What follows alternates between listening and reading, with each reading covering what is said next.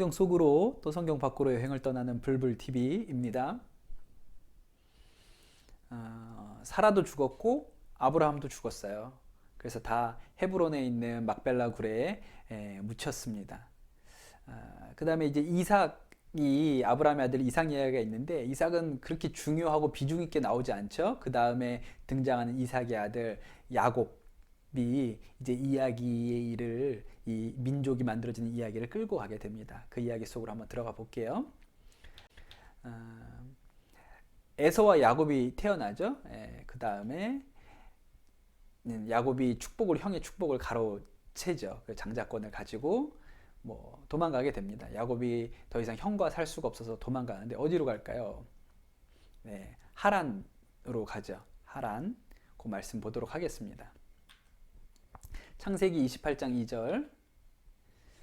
이제 곧 밧단 아람에 계시는 부두엘 외할아버지 댁으로 가서 거기에서 너의 외삼촌 라반의 딸들 가운데서 내 아내가 될 사람을 찾아 결혼하라. 리브가가 더 이상 이제 야곱이 이 집에 있기가 어렵겠다고 생각해서 외할아버지 댁, 외삼촌 라반이 있는 밧단 아람, 거기가 하란이거든요.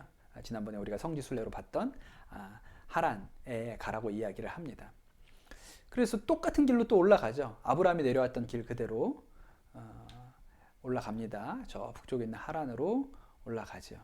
그리고 이 하란이 굉장히 역사적인 장소예요. 사실은 이스라엘이 이 하란에서 다 만들어졌기 때문에 그렇습니다. 이 얘기가 중요하죠. 이제 이 야곱을 통해서 하란에서 12아들이 이제 생겨나게 됩니다. 그것을 이제 패밀리 트리를 가지고 여러분에게 좀 설명을 해드릴게요. 아브라함이 사라랑 결혼했죠. 근데 자식이 계속 없었어요. 그래서 하갈을 통해서 이스마엘을 봤어요. 이게 이슬람교의 뿌리가 되죠. 그게 참 안타까운 일이에요.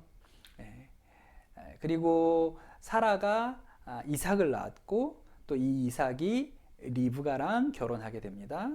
그래서 리브가를 통해서 야곱과 에서가 태어났어요.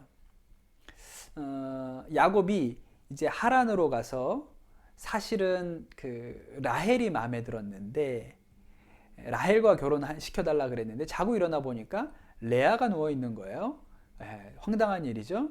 그래서 그 라반이 라헬을 위해서도 7년을 더 일해라. 그래서 라헬도 야곱의 아내가 되게 됩니다.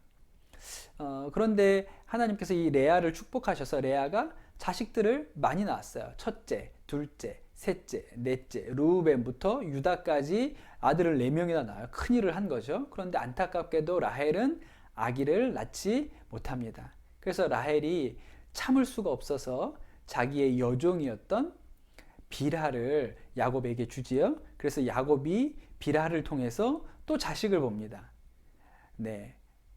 5번, 6번이죠. 단과 납달리를 봤어요. 그랬더니 레아가 열받는 거예요. 이건 반칙이지. 그래서 레아도 내 자신의 여종이었던 실바를 통해서 또 자식을 봅니다. 갓과 아셀을 자식으로 봅니다. 근데 하나님이 또 레아를 축복해 주셔서 레아가 또 아들을 낳아요. 이사갈과 스불론과 그 다음에 딸을 디나를 낳습니다. 아직까지 라헬은 아이가 없죠. 근데 하나님께서 이 라헬도 불쌍히 여겨 주셔가지고 라헬이 아이를 낳습니다. 그 아이가 요셉이고, 나중에 이제 베냐민을 낳다가 이제 라헬이 목숨을 잃게 되죠. 이렇게 하면 이 일이 왜 중요하냐면, 이렇게 해서 이스라엘의 12지파가 야곱의 아들들로부터 시작을 하는 거예요. 그 모든 일이 하란에서 시작되었던 거죠. 근데 여러분 잘 보세요. 우리가 이스라엘의 12지파라고 하는데 12지파 중에 요셉지파라는 이야기를 들어보셨나요? 못 들어보셨다고요? 성경을 잘 안 읽어서 그래요. 요셉지파라는 말도 나옵니다. 근데 요셉지파라는 말을 잘 안 쓰죠. 왜 그럴까요? 왜냐하면 요셉은 요셉의 아들인 에브라임과 므낫세를 야곱이 자신의 아들로 받았기 때문에 요셉 지파가 없고 요셉의 두 아들이 지파로 들어갔기 때문에 그래요. 요셉이 이집트로 내려가서 보디베라의 딸 아스낫과 결혼했고, 그래서 에브라임과 므낫세를 아들로 만나죠. 근데 이 에브라임과 므낫세가 이제 야곱의 손자인데 아들로 받아들여져서 지파 안에 들어가게 됩니다. 그러면 아까 아들이 12이었거든요. 근데 한 명이 빠지고 두 명이 들어갔어요. 그러면 몇 짓이죠? 13. 지파는 13개예요. 근데 우리는 맨날 12지파라고 할까요? 레위 지파는 제사장 지파라고 해서 이 인원수를 계수할 때 빼죠. 따로 빼요. 레위 지파를 빼고 12지파가 되는 것입니다. 이렇게 하면 이제 이스라엘이라는 민족이 형성이 되게 된 것이죠. 나중에 성경을 읽어보다 보면 알 수 있는 건데, 이 12개의 지파가 있지만 사실 이스라엘의 역사를 끌고 가는 큰 지파는 두 개가 있습니다. 하나는 유다고요. 또 다른 하나는 에브라임이에요. 요셉의 아들인 에브라임이에요. 이 두 개의 지파가 이스라엘의 역사를 끌고 가요. 예를 들어서 이제 통일 왕국이 나눠지죠. 솔로몬이 죽고 나서. 그때 북이스라엘과 남유다로 나눠질 때 북이스라엘의 중심에 에브라임 지파가 있고요. 남유다는 뭐 말 그대로 남유다, 유다 지파가 되는 거죠. 그래서 양대 지파 포함해서 12지파, 레위까지 하면 13지파가 이렇게 만들어집니다. 그게 야곱이 굉장히 중요한 인물이 되는 거죠. 이제 야곱이 하란에서 밧단 아람에서의 생활을 마치고 다시 가나안 땅으로 돌아오죠. 돌아오는 길에 일이 하나 있습니다. 여기에 강이 있는데요. 이 강이 야복강이에요. 이 야복강에서 야곱이 천사와 씨름하고, 이 천사와 씨름하는 일을 통해서 이름을 얻죠. 그 말씀 읽어볼게요. 창세기 32장 27절에서 28절. 그가 야곱에게 물었다. 너의 이름은 무엇이냐? 야곱이 대답하였다. 야곱입니다. 그 사람이 말하였다. 내가 하나님과도 겨루어 이겼고 사람과도 겨루어 이겼으니 이제 내 이름은 야곱이 아니라 이스라엘이다. 그래서 야곱이 이스라엘로 이름이 바뀌었고 지금도 우리가 그 민족을 이스라엘이라고 부르고 있는 것입니다. 이제 야복강을 건너서 가나안 땅에 들어와서 처음에 세겜, 할아버지 아브라함하고 똑같이 세겜에 가서 정착을 했고요. 비슷하게 움직입니다. 베델에 가서 살다가 헤브론에 가서 살다가 그렇게 되지요. 말씀 하나 볼게요. 창세기 37장 2절.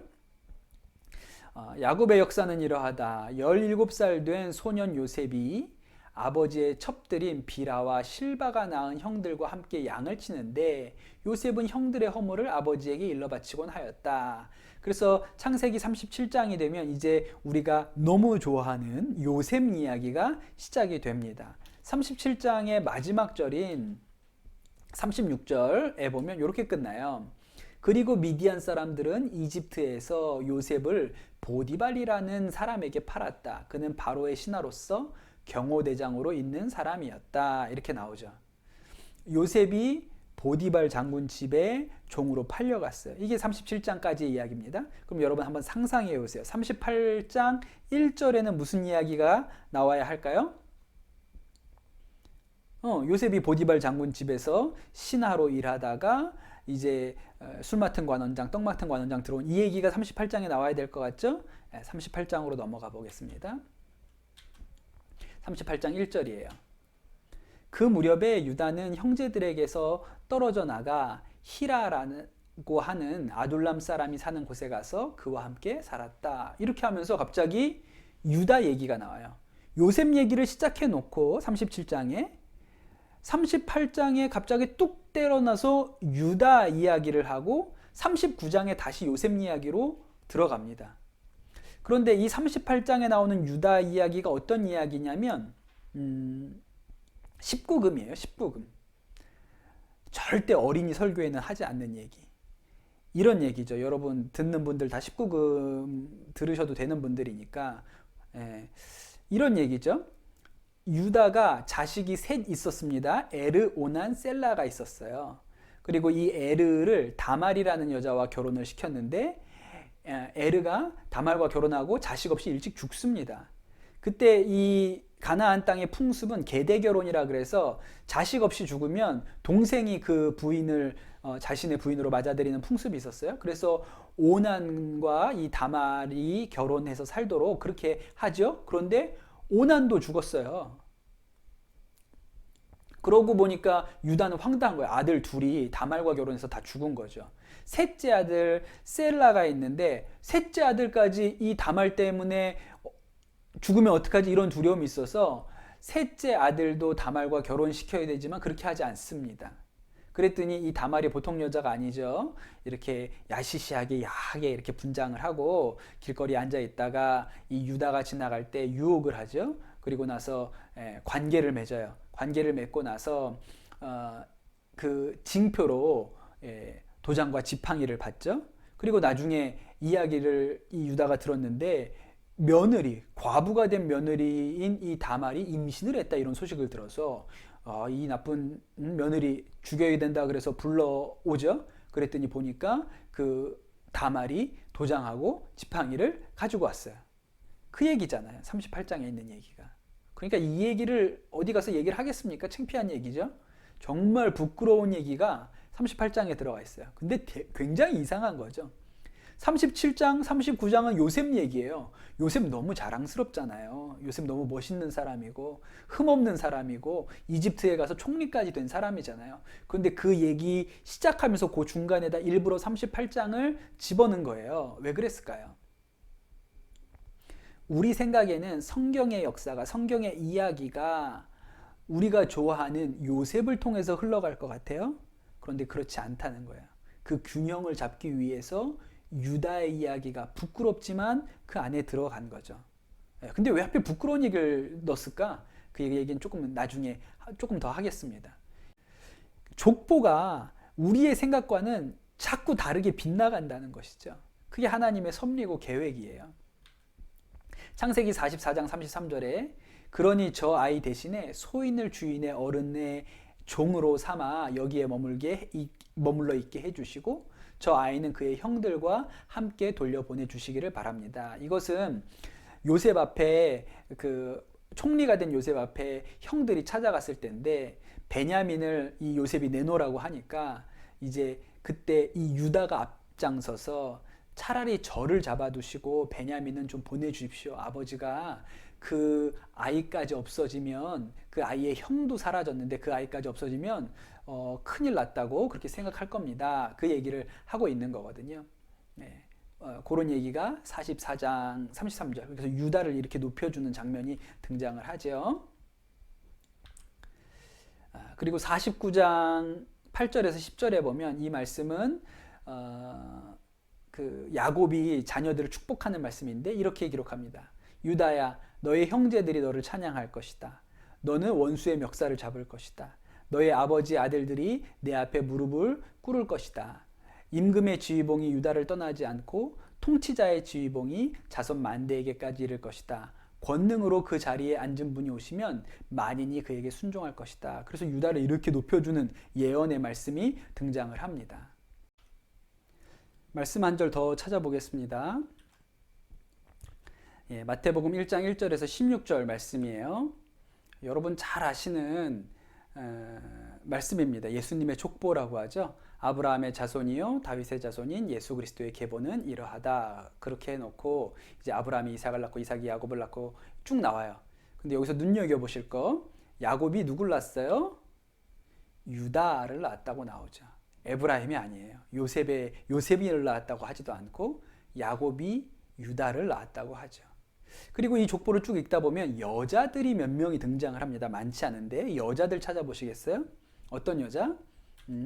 다말이 나오죠. 유다가 다말에게서 베레스와 세라를 낳았다 이렇게 나오죠. 그 다음에 또 여자 찾아보세요. 라합에게서 보아스를 낳았다 이렇게 나오고 또 그 다음에 룻 나오고요. 그 다음에 우리아의 아내 바세바죠. 그런데 다윗의 부인이 아니고 우리아의 아내에게서 솔로몬을 낳았다고 나오죠. 이렇게 여자가 하나, 둘, 셋, 네 명이 나와요. 근데 여러분 이 여자의 공통점이 뭔지 아세요? 이야기를 해보라고 하면 부끄러운 얘기라는 거예요. 다말 얘기는 앞서서 했죠. 진짜 부끄럽죠. 시아버지랑. 그리고 라합은 기생이었죠. 창녀였다고 성경이 그렇게 나오고, 룻은 되게 현모양처예요. 좋은 여자잖아요. 그런데 유대인이 아니고 모압 여자였어요. 그리고 우리아의 아내는 다윗의 그 부정한 과거를 이야기하지 않을 수가 없죠. 예수님 족보에 여자가 많이 나오는 게 아니고 딱 5명 나오거든요. 근데 그 중에 4명이 대단히 부끄러운 이야기와 연관되어 있어요. 일부러 그 여자들만 넣은 거죠. 사라나 리브가는 나오지 않습니다. 끝까지 한번 가볼게요. 이 족보 이야기를 끝까지 한번 끌고 가보겠습니다. 쭉 내려가면 16절에 야곱은 마리아의 남편 요셉을 낳았다. 마리아에게서 그리스도라 하는 예수가 태어나셨다. 그렇게 하고 끝나요. 여기에 마리아라는 여자가 한 명 더 등장하는데, 이 여자는 처녀인데 아이를 낳은 여자이죠. 그리고 예수님이 오셨어요. 마지막에 그렇게 끝나잖아요. 예수님의 족보가 뭐를 의미할까요? 왜 이 문제를 꺼낼 수밖에 없는 여자들의 이름만 등장할까요? 예수님이 인간의 죄된 역사 가운데로 들어오셨다는 이야기를 넌지시하고 있는 거죠. 족보에 자랑스러운 것, 자랑할 만한 일들만 쓰고 싶을 것 같아요. 그런데 성경의 족보는 우리 생각과 좀 다르죠? 마치 이스라엘이라는 땅이 우리의 생각과 다르게 살기 어렵고 척박한 땅, 또 강대국 사이에서 전쟁을 면할 수 없는 땅에 자기의 백성을 놓으신 하나님의 계획도 그렇고, 족보를 보면 강한 어떤 문명, 도시가 아니라 번번이 빗나간 족보들을 선택해 가는 과정도 그렇고, 요셉이 아니라 유다를 선택하는 것도 그렇고, 그것은 예수님께서 인간의 능력, 인간의 힘, 인간의 가능성이 아니라 인간의 부족함, 죄, 그 연약함 가운데로 들어오셨다. 그 역사 가운데로 들어오셨다는 이야기를 하려고 하는 것이죠. 우리가 창세기를 읽을 때 이러한 관점에서도 창세기를 볼 수가 있습니다. 창세기 강의는 여기까지 하겠습니다. 다음 시간에, 다음 영상에서 또 만나도록 할게요. 감사합니다. 수고하셨습니다.